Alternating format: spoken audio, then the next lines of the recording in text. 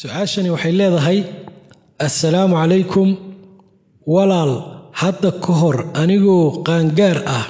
ayaan dad aan la shaqaynayay waxay laayeen ama dileen dad maxaabiis u ahaa dadkii dhaawac ayay noqdeen waxayna igu qanciyeen inaan dhammaystiro si aan ajar uga helo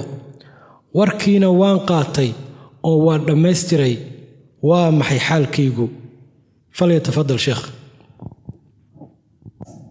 الحمد لله والصلاة والسلام على رسول الله وعليكم السلام ورحمة الله وبركاته. سؤاشانو وسؤال ضوبا وآن لفافاهن عاكو جرته waxay igu qanciyeen inaan dhamaystiro dadkaas maxaabiistaha oo ay dhaawaceen si aan ajar u helo marka dadka la leynaya waxay ahaayeen kuma cadda meesha hadday ahaayeen gaalo xarbi ah oo muslimiinta iyo iyaga dagaal ka dhaxeeyo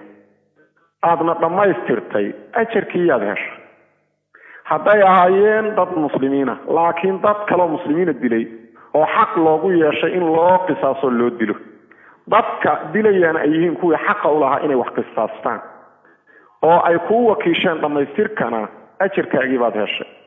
hadday ahaayeen dad muslimiin ah oo dulmi lagu dilayay iyo gardarro hadda waxaad meeshaas ku caasiday rabbiga makhluuqna waa adeecday waxayna tahay dariiqa kuu furan dadkii muslimiinta ahaa ee la laayay qof kastoo ka mid ah qaraabadiisii dhaxalka laheed inaad raadido aadna isku gacan gelido oo dadkaas aad isku dhiibto aadna ku tiraahdo sida sharcigu qabo haddaad doontaan qisaasto iyo diile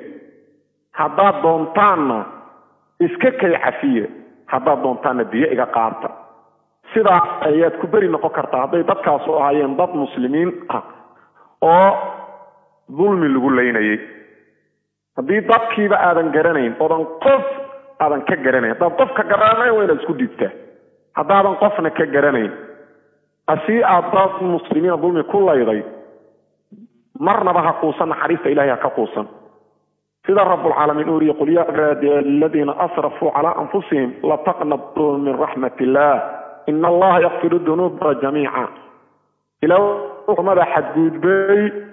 عاد كتر هذا النبي صلى الله عليه وسلم حقوصا منا إلهي الذنوب تطور ضعفا وأنا ضدك الطورات كيانا حلقا ربا الله الرموت مركز إن إلهي سببه الطورات كيانا شروط دي صدح دي عدلت معضو oo ah inaad dambigaas ka go'do inaad go'aansato inaadan dib ugu laaban iyo inaad ka shanlaydo